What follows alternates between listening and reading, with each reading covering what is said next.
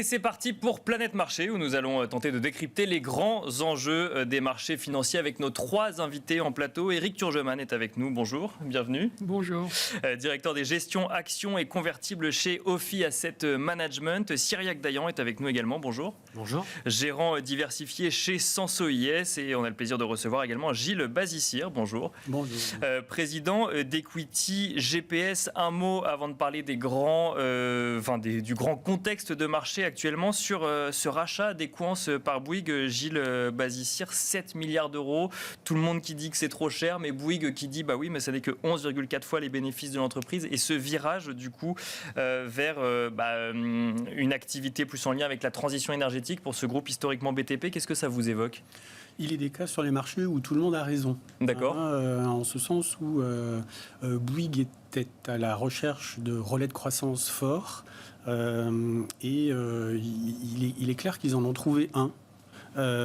Car tout ce qui, l'activité de racheter est beaucoup plus granulaire dans les relations avec un grand nombre d'entreprises, bien sûr, oui. Et promise à un futur absolument exceptionnel, selon moi, tout simplement parce que les entreprises en règle générale vont devoir changer leur gestion des fluides au sens large. D'accord, oui.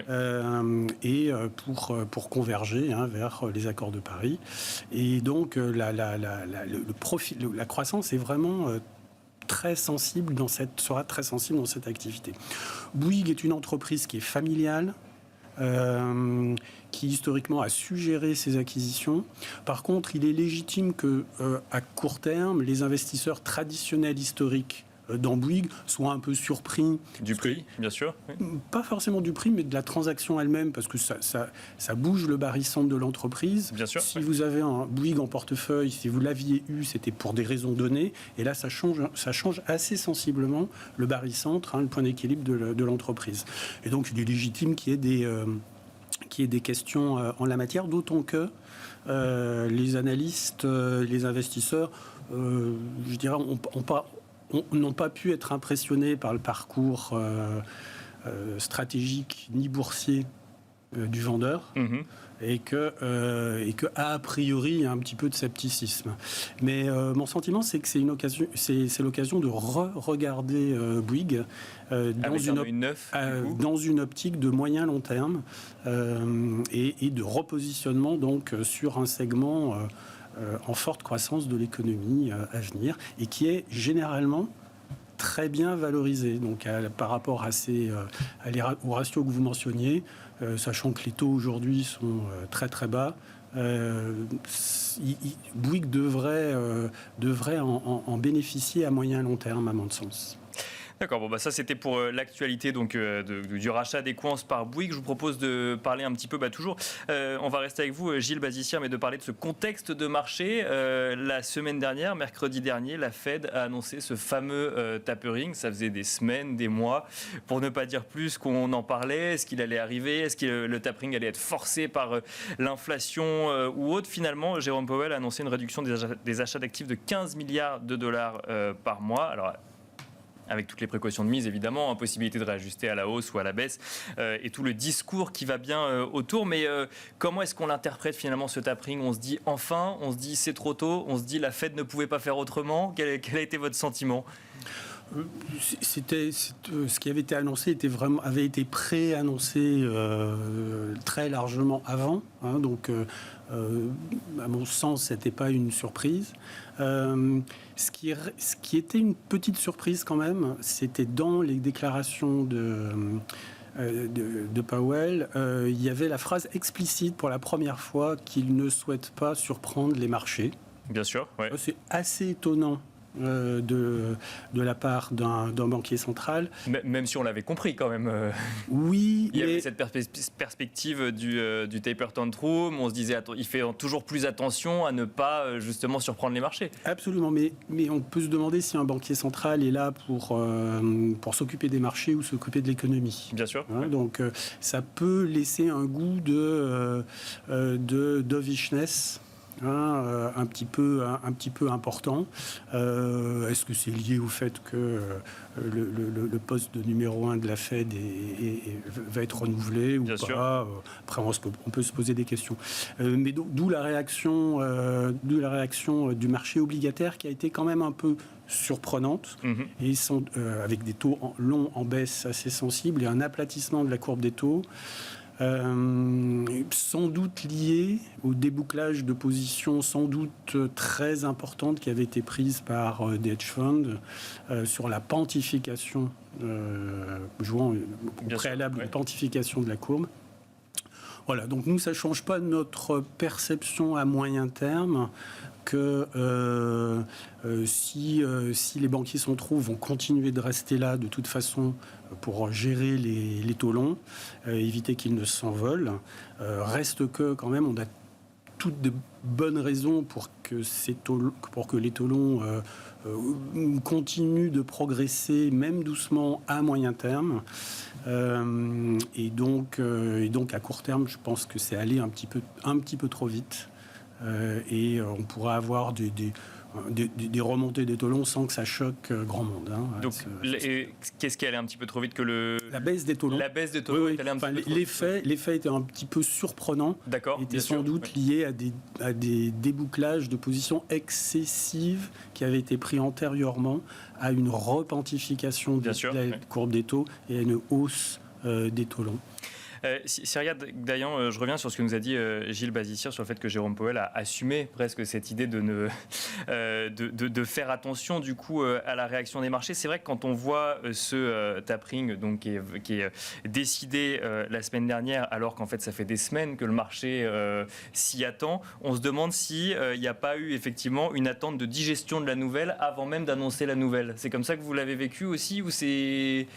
Clairement, finalement, dans son discours ou dans l'annonce du communiqué, il n'y a pas de surprise. Et peut-être que je rejoins l'analyse, et c'est vraiment ça. C'est-à-dire qu'il achetait la rumeur, vendre la nouvelle. C'est-à-dire que les gens qui s'étaient protégés, finalement, il n'y a pas de surprise. Ils sortent leur position et le taux US qui était monté jusqu'à 1,65, 1,70, bon, il respire, tourne aux alentours de... Alors, il est revenu à 1,45 sur le 10 ans. Donc, on n'est pas non plus sur des mouvements stratosphériques. Bien sûr, oui. Mais il y a eu ce mouvement de respiration qui me semble assez logique parce que finalement, Powell, il a annoncé ce qu'on attendait sur le tapering au mot près. C'était vraiment ce qu'on attendait.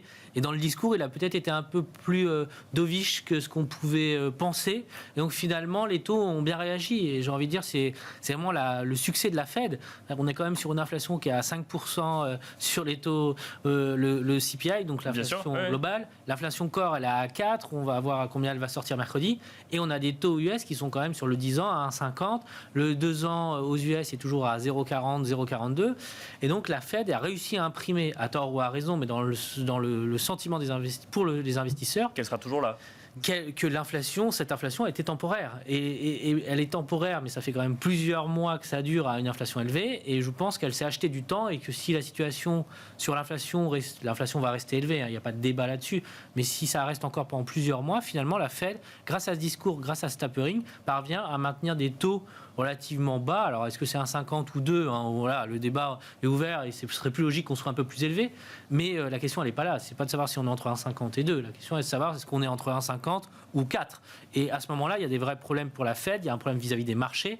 Ce qu'il ne faut jamais oublier, c'est que la Fed a en tête qu'une partie non négligeable de l'épargne des Américains est placée sur les actions aujourd'hui. Et je pense que ça, c'est vraiment dans son... Et puis ça leur permet aussi de préparer leur retraite, contrairement à un système en France. Donc oui, bien sûr, ça a un impact beaucoup plus concret sur les épargnants américains. Oui. Exactement. Et ça, dans le logiciel de la Fed, même si c'est pas dit aussi clairement, même si là il y a une phrase, mais en tout cas ça fait pas partie des deux objectifs de la Fed. Dans le logiciel de la Fed, il y a cette prise en compte qui est beaucoup moins vrai dans le cadre de la BCE, par exemple, pour les raisons qui sont historiques du rôle des marchés financiers dans l'épargne de la plupart des personnes qui habitent en zone euro. Mais alors, je rebondis quand même sur ce que vous venez de dire. Sur la Fed a réussi à imprimer finalement dans la tête des gens que l'inflation était transitoire. Est-ce qu'elle a réussi à imprimer que l'inflation était transitoire ou est-ce qu'elle a simplement réussi à rassurer sur le fait qu'elle continuera à le dire et elle continuera à être présente tant qu'il y aura ces craintes et tant que cette inflation finalement sera au-dessus du niveau voulu de la Fed? C'est compliqué. Mais pour moi, elle a plutôt réussi à imprimer dans le sentiment des investisseurs que l'inflation était finalement transitoire. Parce que quand, d'un autre côté, elle baisse son quantitative easing, donc ça veut dire qu'elle réduit ses achats d'obligations. Oui, bien donc sûr. dans les faits, finalement, ce qu'elle fait concrètement, c'est quand même réduire son soutien à des taux bas en réduisant son quantitative easing. Mais de l'autre côté, elle nous dit non, moi... Alors, elle n'a pas de certitude, et puis on voit qu'elle se laisse quand même des portes ouvertes, mais dans son discours, elle reste dans une logique de dire l'inflation ne va pas rester durablement à 5%, et le meilleur symbole de sa réussite, c'est ce qu'on va regarder les points morts d'inflation, qu'on va regarder les indexés inflation. Ces points morts d'inflation qui sont les anticipations d'inflation à 10 ans aux États-Unis, elles sont à 2,50, 2,60. Donc on n'est pas du tout dans un scénario cataclysmique. Peut-être que les choses changeront si dans 6 mois on est toujours à 5% d'inflation, mais pour l'instant, la Fed, clairement, a réussi son pari. Éric Turgeman, sur ce sujet de l'inflation et donc du coup de tapering de la Fed amorcé il y a quelques jours. Alors d'abord, la ligne de crête est très très étroite pour les banques centrales. Elles ne peuvent pas imaginer une remontée violente des taux vu l'endettement qui est incroyable. Bien sûr. Des États. Ouais. Voilà. Donc si on avait des taux d'intérêt à 5% en Europe et aux États-Unis, ça serait une catastrophe. Bon. Donc on va tout faire pour éviter ça. Les banques centrales ont les yeux rivés sur les marchés plus que le contraire.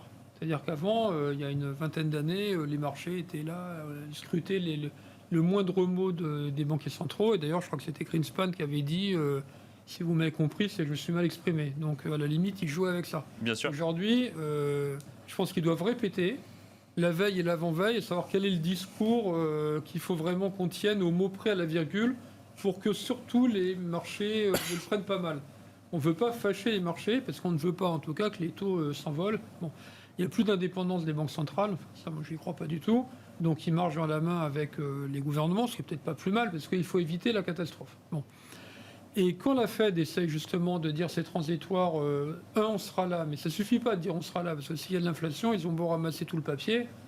Bon, oui, non, bien sûr, l'inflation est quand même là. Oui, c'est sûr. Et dans l'inflation, il y a les prix qui sortent, et puis après, il y a la psychologie. Si vous pensez qu'il y a de l'inflation, il y aura encore plus d'inflation, parce que vous précipitez pour acheter, etc. Donc il faut qu'ils ancrent les anticipations d'inflation, et plus ils répètent, comme de la méthode Coué, il n'y en a pas, c'est transitoire, il n'y en a pas, c'est transitoire, ils essaient de calmer le jeu. Manque de peau, il y a des chiffres. Oui, il y en a quand même. Il y en a, et il y en a sur les matières premières. La transition énergétique va créer de l'inflation, ça ne faut pas se leurrer. Alors c'est très bien, je ne suis pas en train de dire que c'est mal, au contraire, mais ça va créer. Oui, mais il faut savoir à quoi s'attendre. Il faut savoir qu'effectivement les prix de l'énergie vont augmenter et voilà, que ce qu'on connaît actuellement n'est pas que transitoire. Voilà, non, ça c'est pas transitoire, c'est que le début. Les circuits courts aussi, c'est inflationniste, etc. Donc il va falloir vivre avec ça. Alors maintenant, quel est le bon taux d'intérêt pour avoir par rapport à une inflation qui va exister? Alors, elle ne sera peut-être pas à 4 ou 5%, parce que là, c'est un rebond de 2020, mais on aura sans doute une inflation au-dessus de 2. Et bon, alors, quels doivent être les taux d'intérêt avec une inflation à 2 et une croissance potentielle de 3%, plus que ce qu'on a aujourd'hui. Donc, normalement, les taux longs, ils n'ont rien à faire à ce niveau-là. Voilà. Et alors, justement, là, si on parle de taux, mais des taux directeurs de la Fed, donc Jérôme Powell a dit pas avant fin 2022, voire 2023. Bon, on a entendu effectivement Richard Clarida qui lui dit que tout sera normalement au vert pour que ce soit dès mi-2022. Le marché allait de lui aussi penser que c'est plus mi-2022. Qu'est-ce qu'il faut comprendre? Il faut comprendre que du coup, Jérôme Powell se laisse suffisamment de marge pour ensuite revenir en avant si tous les voyants sont au vert, entre guillemets. J'ai l'impression que les marchés pensent quand même que la hausse des taux, ça sera plutôt de 2023, en fait. Le tapering, c'était fait. Enfin, on savait que c'était, puis à la limite, ça n'aurait pas été novembre, c'était un mois de plus. Enfin, c'est pas grave. En tout cas, on avait compris que c'était la fin et que petit à petit, ils allaient progressivement arrêter, effectivement, d'inonder. Ce qui est aussi une bonne nouvelle, parce que s'ils avaient dit, si à la réunion de la Fed, ils avaient dit, finalement, non, on continue à en remettre, je pense que ça aurait été la débandade, parce que là, les marchés se seraient dit, ils voient quelque chose que nous, on ne voit pas. Oui, en bien sûr. Sanitaire, donc de toute façon, ils avaient préparé, c'est plutôt, on enlève la morphine un peu, donc ça redevient ça. Après, pour la hausse des taux, je pense que les marchés pensent à 2023, mais que là, on fait des essais en se disant, si on commence à parler de 2022, est-ce que ça va être bien pris ou mal pris? Parce que je pense qu'au fond d'eux, quand même, je pense que la Fed aurait plutôt envie de les remonter en 2022. Voilà. D'accord. Ouais. Je pense. Hein, mais il y a cette peur de réaction du marché. Il y a la peur de réaction, donc on lance comme ça pour voir. Et puis s'ils sont persuadés que les marchés sont aptes à encaisser une première hausse des taux en 2022, je pense qu'au fond d'eux-mêmes, ils ont envie de le faire. Parce que le pire, ce serait qu'ils soient behind the curve, hein, comme on dit. Et là, pour autant, ça veut dire qu'ils ne contrôlent plus rien. Hein. Si vraiment il y a de l'inflation et finalement, ils nous répètent il n'y en a pas, il n'y en a pas, il n'y en a pas. D'ailleurs, la BCE aussi, hein, il n'y en a pas, il n'y en a pas. Donc, ce qu'ils nous disent, c'est ce que vous voyez, n'existe pas. Oui, ou c'est très transitoire, mais ne vous y fiez pas. Bon, en attendant, le transitoire, il dure. Mais bon. Oui.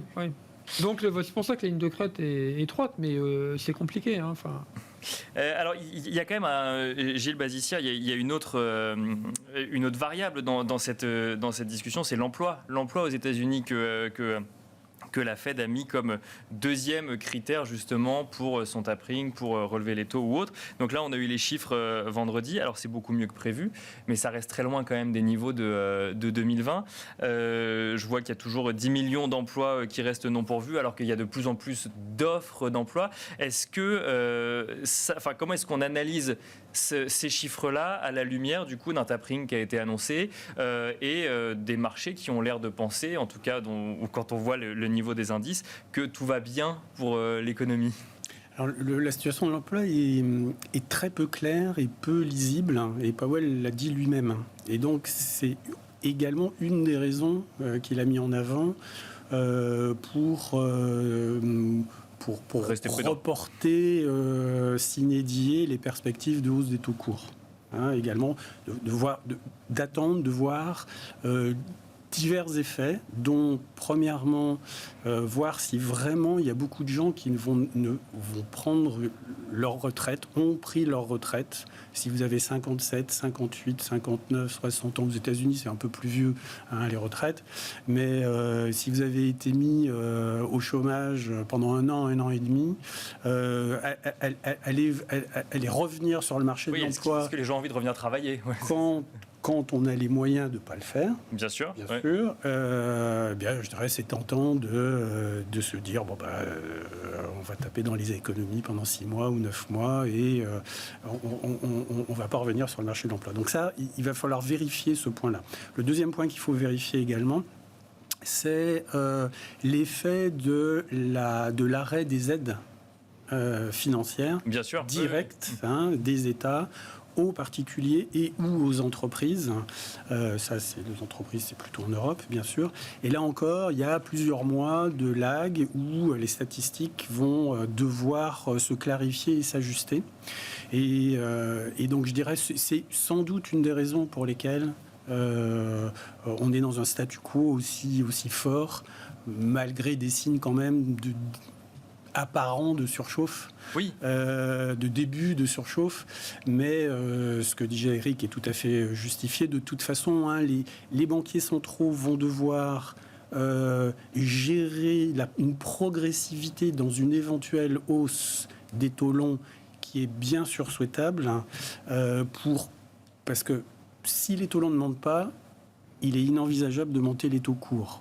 Parce qu'un banquier central ne rêve que d'une chose, c'est de maintenir une courbe des taux pentue, très propice à l'activité économique et au plein emploi. Donc, je dirais, il faut gérer avec précaution une remontée progressive des taux longs avant même de pouvoir remonter les taux courts. Et la remontée des taux courts, c'est là où les banquiers centraux vont se reconstituer des marges de manœuvre pour ensuite éventuellement restimuler en cas de choc externe. Donc ils laisseront. Donc c'est pour ça que à moyen terme, il est envisageable quand même raisonnablement de penser que les taux longs vont être pilotés tranquillement à la hausse, mais ça sans à-coup bien sûr. Pour éviter des effets pervers, sachant que en ce moment, la période est très importante, parce qu'il faut financer non seulement des déficits budgétaires énormes, bien sûr, un stock de dettes qui s'est accru de façon gigantesque, à la fois publique et privée, et enfin une transition énergétique qui va demander beaucoup d'investissements, et qui est en fait une absolue nécessité pour tous pour tous les policymakers.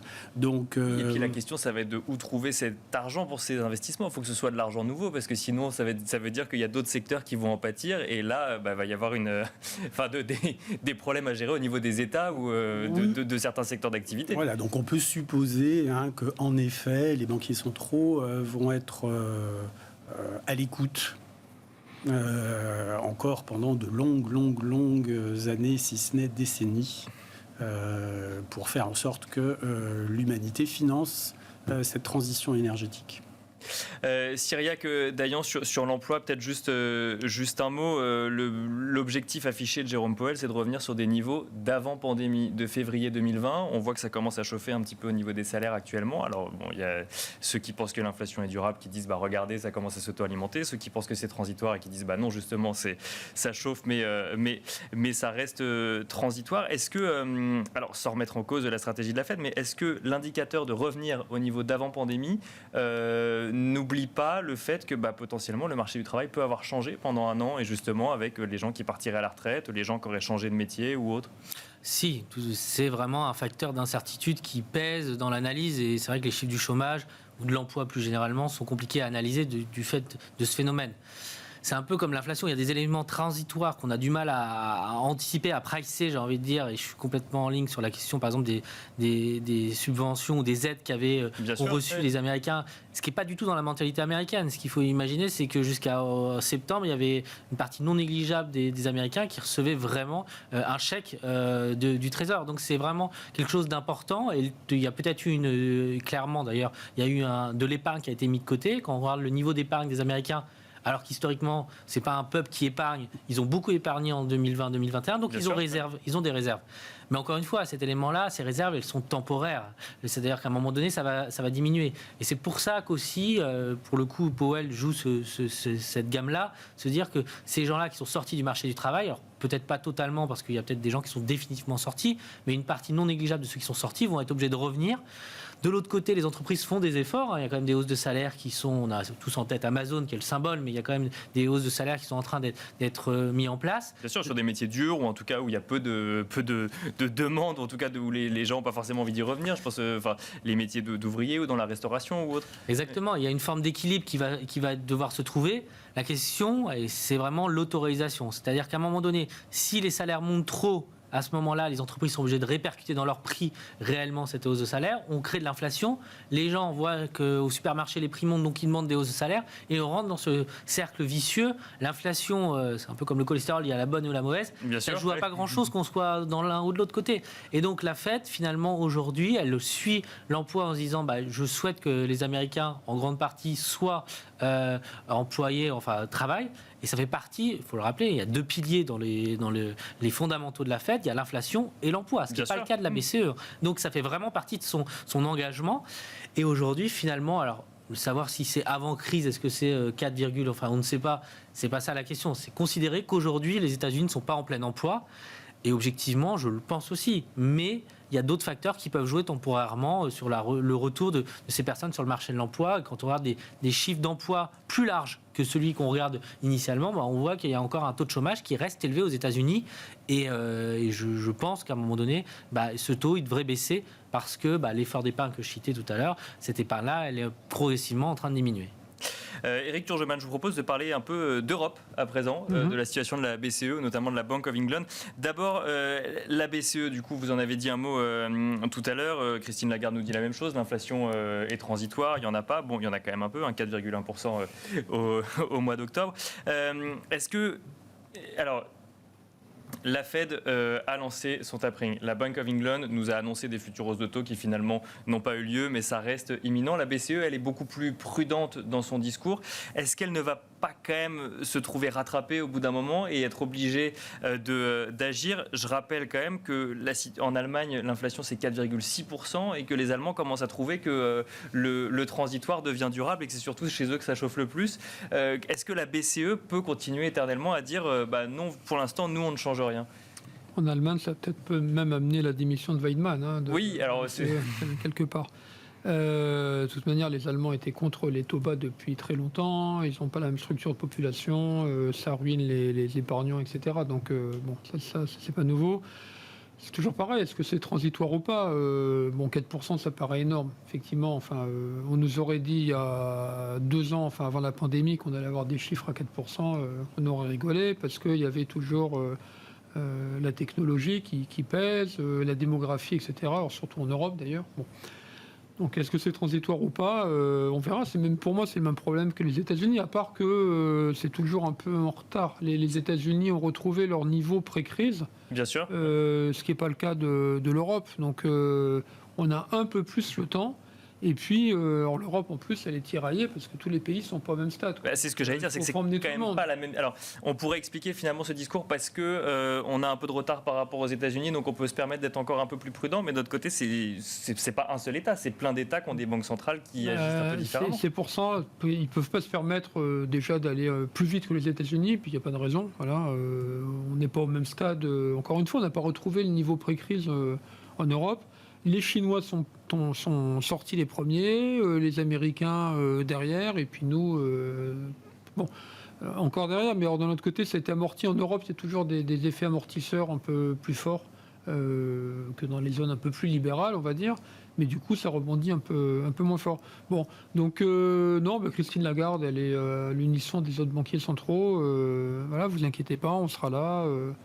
Et alors, en Europe, encore plus, on ne peut pas se permettre de voir les taux remonter. Ça ferait un problème terrible pour l'Italie, pour l'Espagne, et puis bien pas sûr. que, d'ailleurs. Donc, non, ils se sont donné le mot, les banquiers centraux. Voilà. Ils se sont appelés. Oui. Et ils ont peut-être appelé la Bank of England pour lui dire n'augmente pas tes taux. Voilà, non plus, parce que bon, alors tant que c'est la Norvège, et puis je sais pas quelle autre, Nouvelle-Zélande, je crois, enfin, il y a 2 banques là, qui ont augmenté. Bon, ça peut aller encore. Mais si on commence à voir effectivement parmi les grandes banques centrales, c'est la Fed, la BCE, la Bank of England et la BOJ, Banque du Japon. Oui, bien sûr. Oui. Quand on commence à en voir un quand même qui commence à être précurseur, ça peut faire peur. Bon. Parce que là, sur la Bank of England, tout le monde s'attendait à ce que la hausse de taux soit effective. Ouais. Et les annonces du gouverneur allaient dans ce sens. Il expliquait qu'il ne pouvait pas faire autrement. Et finalement, surprise, on statu quo encore pendant quelques mois. Oui, parce qu'en plus, je pense que le Brexit, on n'en parle plus beaucoup, mais c'est pas évident que ça se passe si bien que ça. Enfin, on se rend compte que ça a accru aussi le ralentissement. Et qu'ils ont aussi à gérer ça. Donc, il ne faut peut-être pas aller trop vite non plus. Donc, ils sont prudents de toute manière. On parle de la crise de la pandémie, mais la crise, ça fait depuis 2008. On est en crise depuis 2008. Oui, bien sûr. Ça fait 13 ans. Et c'est là que les banquiers centraux ont commencé à injecter en se disant ça brûle partout, il faut envoyer de l'eau pour éteindre. C'était presque fini, il a fallu qu'il y ait la pandémie derrière. Mais enfin, encore une fois, c'est quelque chose qui dure depuis 13 ans. Et ils n'ont qu'une peur. C'est des erreurs de politique monétaire comme on a pu connaître en 94 notamment, où je crois que c'était Greenspan à l'époque qui avait remonté trop tôt les taux. Bien sûr, oui. Et il y en a eu d'autres plus récemment. Donc ils préféreront être derrière qu'en avance. Ça c'est sûr, ils préféreront être derrière. Après, il ne faut pas être trop derrière. Parce que trop derrière, ça veut dire qu'ils perdent le contrôle et qu'on ne maîtrise plus rien. Donc voilà pourquoi ils essayent, mais c'est pas facile. Banquier central, c'est pas facile. Bon, je vous propose de parler d'entreprise à présent. Gilles Bazissière, on a une saison des résultats du 3e trimestre qui se déroule bien, voire très bien. Je lisais 7 entreprises sur 10 font mieux que prévu au sein du stock 600, 8 entreprises sur 10 font mieux au sein du S&P 500. Pourtant, quand on regarde l'actualité, pénurie sur les chaînes d'approvisionnement, congestion des ports, certaines entreprises qui disent qu'elles ne peuvent plus produire autant qu'avant, alors notamment dans le secteur de l'automobile ou autre. Inflation, on se dit comment est-ce que les entreprises vont pouvoir répercuter ça dans leurs coûts, ou en tout cas ces coûts-là dans leurs prix, et donc quelles vont être les marges des entreprises. Et au final, tout se passe très bien pour les entreprises actuellement, et les indices sont au plus haut. Alors le principal facteur de surprise positive, c'est le fait qu'on compare avec il y a un an, avec des niveaux qui étaient extraordinairement déprimés. Bien sûr. Avec le recul du temps. Or, il est très difficile pour une collectivité, même une collectivité d'experts, de prévoir des évolutions qui montrent un point d'inflexion énorme par rapport au passé. Un esprit humain a toujours tendance à prolonger des tendances récentes. D'accord. Et donc les rebonds d'une crise qui qui s'est rétabli de façon extrêmement rapide, sans doute un cas unique dans l'histoire. Et bien ça a été difficilement intégré par les analystes qui font des prévisions du coup.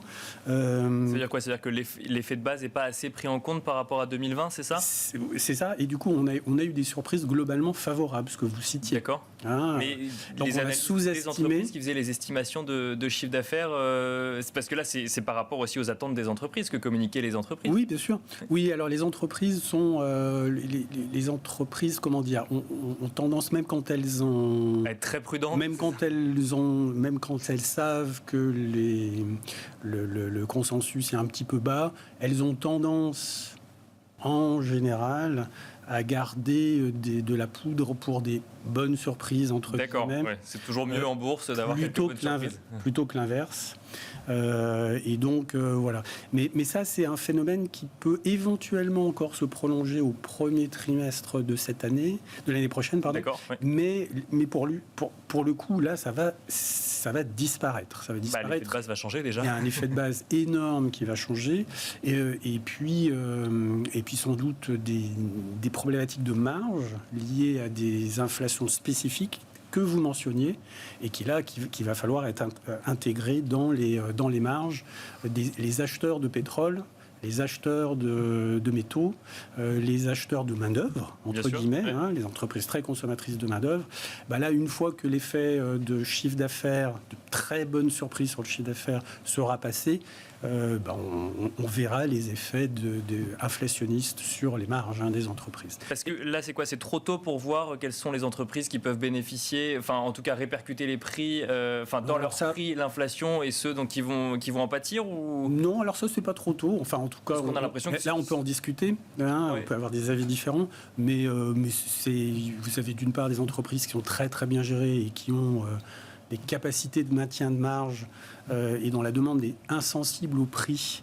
Ça, c'est toutes les boîtes de haut de gamme dans le monde. Oui. Pour la France, ça en fait partie, mais toute grande zone géographique a des entreprises comme ça. Et puis, il y a aussi les entreprises du secteur de l'énergie ou des métaux qui là, par définition, bénéficient énormément de la hausse des produits qu'elles vendent.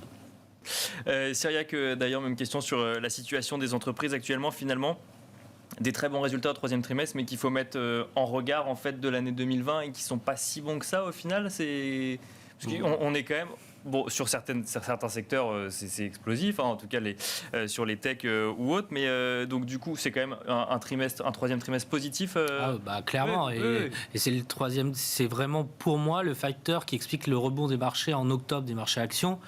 Du côté de la macro, il y a des sujets, inflation, on en a parlé assez, mais c'est vraiment les résultats micro qui ont été là et qui ont été là de manière très importante. Et les surprises étaient positives. Je vais donner 2 chiffres. Sur un an glissant, la croissance des bénéfices aux États-Unis des entreprises américaines du S&P 500, c'est 40%. On attendait 30%. Donc une surprise qui est quand même nettement supérieure. Et en Europe, on attendait 43%. Et on est à 56%. Donc ça veut dire qu'il y a des chiffres, enfin il faut qu'on n'est pas dans un monde normal, quand on est à 10 ou 15, on est très content normalement. Là on a des chiffres qui sont stratosphériques et les surprises étaient elles-mêmes très bonnes. Donc tout ça, finalement, alors qu'on craignait un peu en se disant on n'a pas trop de visibilité sur les entreprises, on a eu des très bons chiffres sur le Q2, peut-être que le Q3 va être un peu décevant, ça n'a pas du tout été le cas et ça a soutenu le marché. Et d'ailleurs vraiment, à partir de la période où on a commencé à publier, aux États-Unis en particulier, les actions ont fortement rebondi. Ce qui est intéressant, je trouve, c'est qu'il va y avoir en effet une forme de normalisation à un moment donné. Oui, c'est ça, on peut légitimement se demander ça s'arrête quand visiblement, ça ne s'arrête pas sur le Q4 en tout cas, parce que sur le Q4, quand vous regardez les prévisions des économistes, des stratégistes, vous voyez qu'ils sont en train de réviser à la hausse dès à présent. C'est-à-dire qu'on a anticipé par exemple aux États-Unis une croissance de 10% sur le Q4. Il y a encore quelques semaines. Aujourd'hui, on est à 20%. Donc, il y a quand même un effet, finalement, de décalage. Le Q4, il va rester encore très bon. Alors, à un moment donné, on devrait revenir sur des chiffres plus normaux, mais ça ne semble pas s'aligner sur le Q4. Elle vient d'où, toute cette demande, alors, du coup, qui porte les entreprises? Parce que, du coup, il faut bien qu'il y ait des gens qui achètent à un moment, quand même. Il y a des gens qui achètent. Quand vous regardez les ventes au détail aux États-Unis, quand vous regardez la consommation en Europe...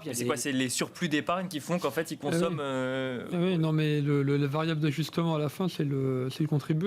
Parce qu'en réalité, dans une crise normale, sans toutes les aides des États, et heureusement qu'il y a eu ces aides, bon, tout le monde s'appauvrit, c'est la panique, personne consomme et les entreprises plongent. Mais là, on a maintenu à flot l'économie, puisque finalement, les banques centrales et les gouvernements Bien sûr, on ont soutenu. en balançant de l'argent, même directement aux États-Unis, en faisant des chèques, etc. Donc les entreprises bénéficient de ça. Donc en fait, à la fin, on se dit, mais comment ça se fait? C'est magique. Non, ce qui n'est pas magique, c'est qu'il y a la dette et que normalement, on devrait la rembourser. Donc ça veut dire que si à un moment donné, on disait qu'il faut rembourser la dette, ce qui n'est pas encore bien clair, puisqu'on peut la rouler à l'infini, enfin, c'est tous les débats. Mais si on devait rembourser la dette, alors il faudrait prendre dans les bas de laine, et là, ça freinerait l'économie et donc les profits des entreprises. Mais aujourd'hui, c'est ça qui était la surprise. Quand la bourse a plongé en mars 2020, c'est parce qu'on anticipait, pandémie, l'économie s'appauvrit, plus de consommation, plus d'investissement, etc. Ce qu'on ne savait pas, c'est qu'il y aurait le quoi qu'il en coûte un peu partout dans le monde, qui fait que ça a continué. Quand en normal, la personne qui est au chômage ou qui perd son emploi ne va pas acheter une voiture ou des cosmétiques, mais que là, finalement, ça a été payé par l'État. Donc, et tant mieux d'ailleurs. Mais c'est ça qui a... La grande surprise, c'est ça, et qui a sauvé les entreprises et qui en plus ont réussi à faire des gains de productivité. Bon, ça c'était peut-être une bonne surprise. On se demande jusqu'où ils peuvent en faire, mais ils en ont fait. Et puis, qui ont pour l'instant passé les coûts de... les hausses des coûts, enfin de... Pour l'instant, et si je comprends bien, Cyriaque Dayan, encore pour le 4e trimestre de l'année. Quand on regarde les données, clairement, sur le Q4, on anticipe encore une croissance des bénéfices hyper élevée. La question, c'est les surprises, parce que finalement, les anticipations, c'est une chose, mais moi, ce qui me frappe, c'est que le chiffre en tant que tel, c'est vraiment un très bon chiffre, mais c'est qu'il nous surprend encore plus positivement. Et sur le Q4, là, je vous parle de 20% aux États-Unis, si la publication en moyenne est à 30%, de nouveau, on va retomber dans cette spirale positive. Personne ne va se plaindre que les entreprises américaines fassent des profits. Ils le font aussi, je rejoins sur la question des marges. C'est-à-dire que finalement, je pense que les entreprises américaines, elles ont vu la crise, elles ont serré tous les boulons partout. Et puis finalement, on est sorti très vite de cette crise. Et donc, elles ont pris finalement une croissance du chiffre d'affaires très forte en ayant serré ces boulons. Et donc, elles profitent vraiment de ce phénomène-là. Elles ont un peu les voiles devant. Et donc, il va falloir continuer à avoir cette dynamique-là. À un moment, ça va se normaliser. Mais c'est un peu comme sur l'inflation. J'ai envie de dire, l'inflation temporaire qui dure, elle a des très bons résultats. Il dure un peu plus que ce qu'on pouvait penser il y a encore un an. Donc, si je comprends bien, en fait, on est dans une situation transitoire, que ce soit sur les résultats des entreprises, sur l'inflation et même sur le sujet de l'emploi, quoi. C'est une situation qui, normalement, en 2022, devrait commencer à se normaliser. Moi, je pense sur ces 3 éléments-là, clairement, qu'il devrait y avoir une normalisation. Éric Turgeman, en 30 secondes, pareil, cette situation va se normaliser, notamment au niveau des résultats d'entreprise à partir de 2022 ? Normalement, oui. Enfin, on a là, je rebondis sur l'écroulement qu'on avait en 2020. 2022, ça va devenir un peu plus normal. Oui, ça va se normaliser, mais enfin, on a encore des attentes plutôt positives. Je regardais les chiffres là, de 2022-2023, on est encore sur plus 10. Cela dit, plus 10, c'est ce que les analystes disent toujours en début d'année. Simplement qu'avant, les 10 dernières années, on disait plus 10, et puis on s'étiolait, et souvent on terminait à 0. Bon, là, mais c'est ce que disait Gilles, quoi. De toute façon, c'est très compliqué de prévoir un rebond. Bien sûr. Non, il y en a encore, il y a encore du potentiel. Maintenant, la question, ça va être l'inflation quand même, parce qu'à un moment donné, l'inflation, ils pourront pas éternellement, les boîtes peuvent pas éternellement répercuter la hausse des prix, parce que le consommateur, on va arrêter de l'aider à un moment donné. Voilà, donc, et on revient du coup sur ce sujet de l'inflation. La hausse de l'énergie, tout ça, faudra bien, il consommera, il y aura des variables d'ajustement. Merci beaucoup Éric Turgeman, directeur des gestions actions et convertibles chez Ophi Asset Management. Merci Gilles Bazissière, président d'Equity GPS, et merci Cyriaque Dayan, gérant diversifié chez Sanso IS. Quant à nous, on se retrouve tout de suite dans Marché à thème.